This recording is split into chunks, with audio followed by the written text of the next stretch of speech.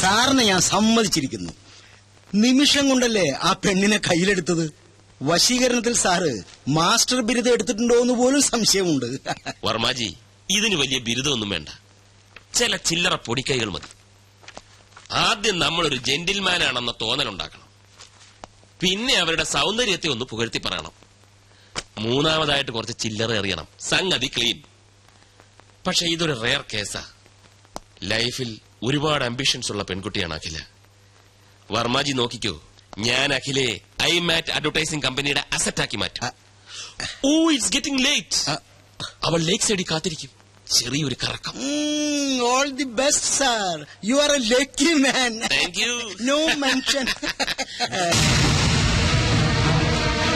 Good afternoon sir. അപ്പൊ വർമാജി എല്ലാം പറഞ്ഞതുപോലെ. തന്നോടല്ലോ മരുമോനെ എങ്ങോട്ടെത്ര തിടുക്കത്തില്ല. അത് പിന്നെ രഞ്ജു കാത്തിരിക്കും. ഇന്ന് നേരത്തെ ചെല്ലാമെന്ന് പറഞ്ഞു. ഭാര്യയോട് എന്തൊരു സ്നേഹം, എന്തൊരു സ്നേഹം. എന്നാലേ രഞ്ജു കാത്തിരിക്കില്ല. അവള് കരാട്ട പഠിക്കാൻ പോയി. കരാട്ട പഠിക്കാനോ? എന്തിന്? കളിയാൻ അറിഞ്ഞില്ലേ? പത്രത്തിലുണ്ടായിരുന്നു. ദുഃഖിതരും പീഡിതരുമായ അബലകൾക്ക് കരുത്തു പകരാനായിട്ട് വിമൻസ് ക്ലബ്ബ് സംഘടിപ്പിക്കുന്ന പരിശീലന ക്ലാസ്. രഞ്ജുവിനെ കൊണ്ടാക്കിയിട്ടാ ഞങ്ങൾ വരുന്നത്. അവൾക്ക് എന്ത് ദുഃഖം, അവൾക്ക് എന്ത് പീഡനം? ദുഃഖിക്കുന്നത് ഞാനല്ലേ, അവളെ നിനക്ക് കിട്ടിച്ചു തന്നതിൽ. ഏതായാലും മരുമോൻ ഇരിക്കേ, എനിക്ക് ചില കാര്യങ്ങൾ പറയാനുണ്ട്. ഇപ്പോഴോ? നാളെ പോരെ? വേറെ ചില അപ്പോയിന്റ്മെന്റ്സ് ഉണ്ടായിരുന്നു. ആ അപ്പോയിന്റ്മെന്റ് മാറ്റിവെക്കളിയാ. വല്ലിച്ചം വല്ലപ്പോഴും തരുന്ന അപ്പോയിന്റ്മെന്റ് അല്ലേ? ബാലു, നീ പരിധി വിടുന്നു. അളിയൻ പരിധിക്ക് പുറത്തു പോകാതെ ഇവിടെ എന്താണ് അമ്മാവ ഭാവി കാര്യം? അമ്മാവ, ഭാവി കാര്യം പറഞ്ഞു കൊടുക്ക്. ഒരു 2 മണിക്കൂറെങ്കിലും മിനിമം വല്യച്ഛന് പറയേണ്ടി വരും. അളിയൻ ഇരിക്കും.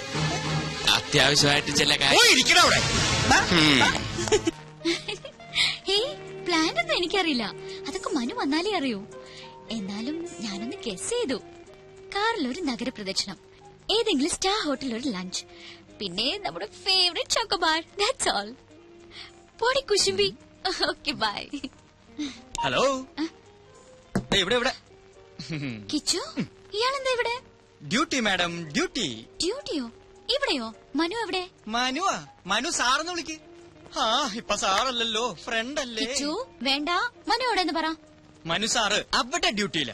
ഇവിടെ ഈ ബ്യൂട്ടിയുടെ ഡ്യൂട്ടിക്കായി എന്നെ പറഞ്ഞു. ഡ്യൂട്ടി? മനു സാറ് വരാൻ ഇത്തിരി വൈകും. അതുവരെ തനിക്കൊരു കമ്പനി കൊടുക്കാൻ എന്നെ പറഞ്ഞു വെച്ചിരിക്കുക. എന്റെ മൂഡ് കളഞ്ഞു. അയ്യോ, എവിടെ കളഞ്ഞു? ഞാൻ എടുത്തു തരാലോ. നോൺസെൻസ്. അഖില, അവിടെ നിക്ക്, ഞാനൊന്ന് പറയട്ടെ.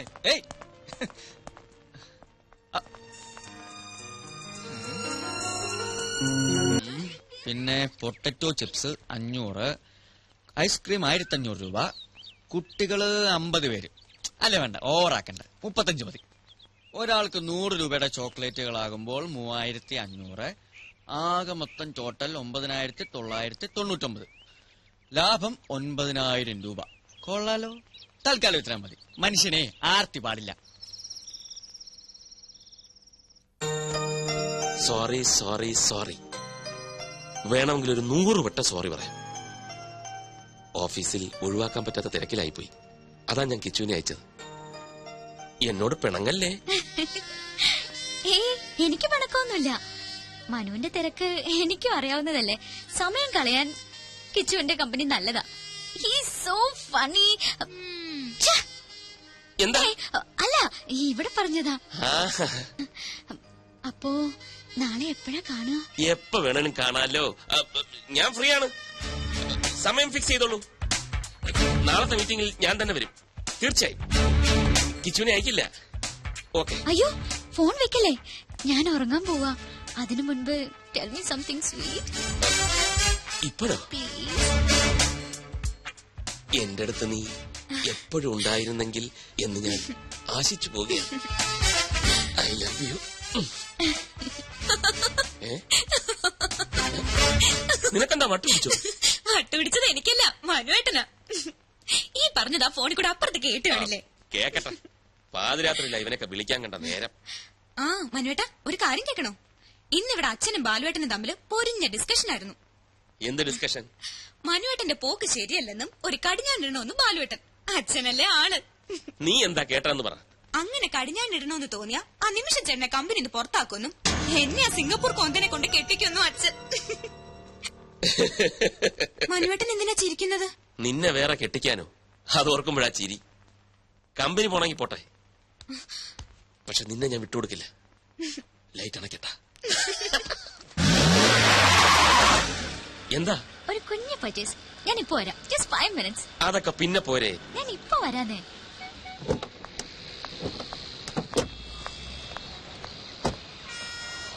ഇതൊരു നടക്ക് പോവില്ല.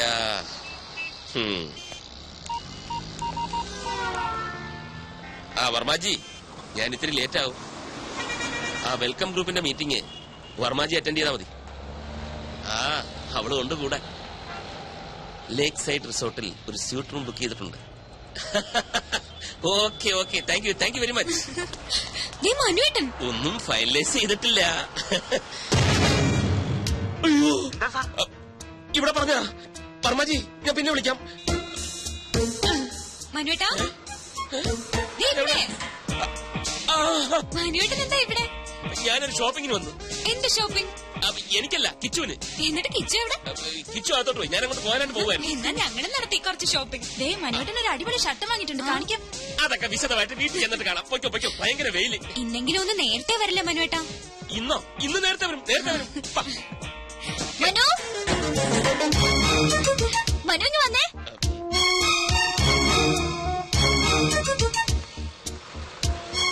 ഇതുണ്ടോ? നോക്കിയാ ഞാൻ എന്താ വാങ്ങിയെന്ന്? ഇഷ്ടായോ? റിങ് കൊള്ളാല്ലേ? പൊയ്ക്കോ. ഇതാരാ മനുവേട്ടാ? മനസ്സിലായില്ലേ? ഇതകല. എന്നുവെച്ചാരാ? നമ്മുടെ കിച്ചുവില്ലേ, കിച്ചുവിന്റെ വൈഫ്.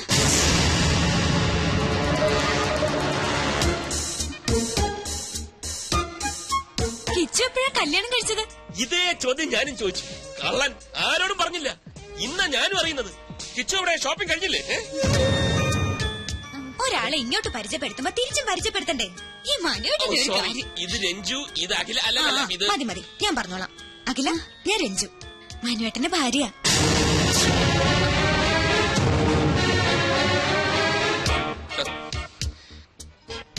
ഇനിയിപ്പൊ പൊയ്ക്കൂടെ? പ്രോമിസ് ചെയ്ത പോലെ നേരത്തെ വരണേ. Okay, by Akhila.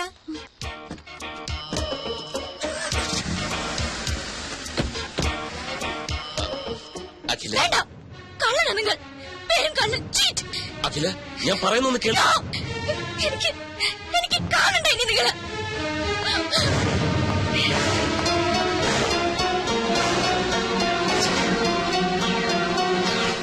Sir please, എന്നെ നിർബന്ധിക്കരുത്. സാറിന് വേണ്ടി എന്തിനു ഞാൻ കൂടെ നിന്നിട്ടുണ്ട്. പക്ഷെ ഇതെനിക്ക് വയ്യ. എന്തിനാണ് അഖില എന്റെ ഭാര്യയാണെന്ന് പറഞ്ഞത്? കിച്ചു, എന്റെ അവസ്ഥ നീ എന്താ മനസ്സിലാക്കാത്തത്? പെട്ടെന്ന് അങ്ങനെ ഒരു കണ്ടുമുട്ടലുണ്ടായപ്പം പിന്നെ ഞാൻ എന്താ പറയേണ്ടിയിരുന്നത്? അവൾ എന്റെ കാമുകിയാണെന്നോ? എന്റെ എല്ലാ കാര്യങ്ങളും അറിയാവുന്നവനായതുകൊണ്ടാ നിന്റെ പേര് ചേർത്ത് ഞാൻ പറഞ്ഞു പോയത്. പക്ഷെ സാർ, സത്യം എന്നായാലും പുറത്തു വരില്ലേ? രഞ്ജു ചേച്ചി എന്നെ പറ്റി എന്ത് വിചാരിക്കും? അഖിലേക്ക് എന്ത് തോന്നിക്കാണും എന്നെ കുറിച്ച്? അഖിലെ, ഞാൻ പറഞ്ഞ് മനസ്സിലായിക്കൊള്ളാം. അതിനാ ഒരു തവണ കൂടി അവളെ എന്റെ മുന്നിൽ എത്തിക്കാൻ ഞാൻ നിന്നോട് ആവശ്യപ്പെടുന്നത്. ഇല്ല സാർ, എനിക്കതിന് കഴിയില്ല. എന്നെ ഒഴിവാക്കി തരണം പ്ലീസ്. എനിക്ക് മനസ്സിലായി, നിനക്ക് ബുദ്ധിമുട്ടാണല്ലേ. സ്വന്തം അനുജന്റെ സ്ഥാനത്താ നിന്നെ ഞാൻ കണ്ടത്. ഏതാപത്തിനും കൂടെ നിൽക്കുമെന്ന് വിചാരിച്ചു. തെറ്റിപ്പോയി, എനിക്ക് തെറ്റിപ്പോയി. ചെന്ന് പറയാൻ ഞാൻ രഞ്ജുവിനോട് എല്ലാം നുണയായിരുന്നു. അഖില എന്റെ കാമുകയാണെന്ന്. അതോടെ എല്ലാം അവസാനിക്കും. ഈ സ്ഥാപനവും സ്ഥാനമാനങ്ങളും എല്ലാം തകർന്നടിയട്ടെ.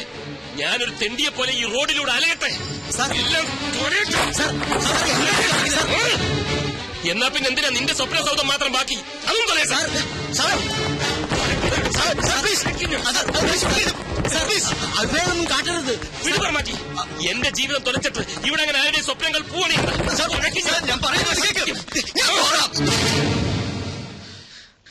ഞാൻ പോകാം. അഖിലയുമായി സംസാരിക്കാം. അവളെ സാറിന് മുമ്പിൽ കൊണ്ടുവരാം.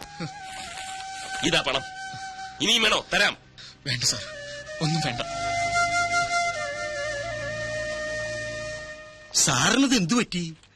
ഇത്രയും ദേഷ്യം ഇതുവരെ ഞാൻ കണ്ടിട്ടില്ല. ഞാൻ ദേഷ്യപ്പെട്ടെന്ന് ആര് പറഞ്ഞു? ചെറിയൊരു ഡ്രാമയല്ലേ.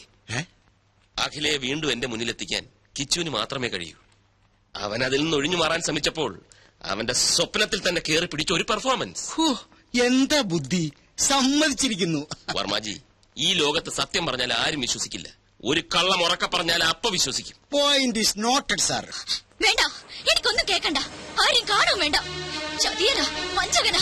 പുറത്തൊരു മുഖവും ഉള്ളിൽ മറ്റൊരു മുഖവുമാണ് അയാൾക്ക്. നീ എന്റെ നല്ല ഫ്രണ്ട് ആണെന്നാ ഞാൻ കരുതിയത്. എല്ലാം അറിയാവുന്ന നിനക്കെങ്കിലും എന്നോട് പറയാമായിരുന്നു. അഖില പ്ലീസ്, എന്റെ അവസ്ഥ തനിക്ക് മനസ്സിലാവില്ല. എന്റെ മനസ്സ് വായിക്കാനൊന്നും എനിക്ക് കഴിയില്ല.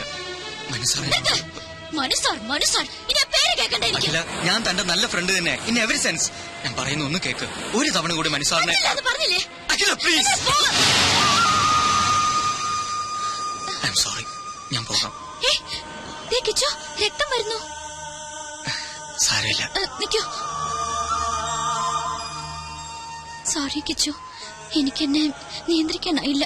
അഖിലയുടെ ഫീലിങ്സ് എനിക്ക് മനസ്സിലാവും. തന്റെ സ്ഥാനത്ത് ഞാനാണെങ്കിലും ഇങ്ങനെയൊക്കെ ചെയ്യൂ.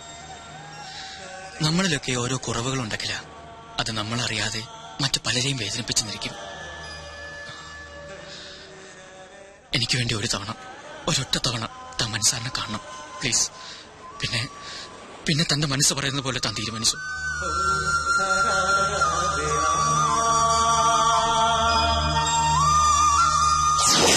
ഇനി എന്താ പറയാനുള്ളത്? ഒരു നുണ മറയ്ക്കാൻ മറ്റൊരു നുണ, അല്ലാതെന്താ? അഖിലയോട് ഞാൻ ഒരു നുണയും പറഞ്ഞിട്ടില്ല. ഇല്ലായിരിക്കാം, പക്ഷേ പറയേണ്ട ഒരു സത്യം മാത്രം പറഞ്ഞില്ല. നിങ്ങൾ വിവാഹിതനാണെന്ന സത്യം. ഇല്ല, പറഞ്ഞില്ല. എന്തുകൊണ്ട്? അത് സത്യമല്ലാത്തതുകൊണ്ട്.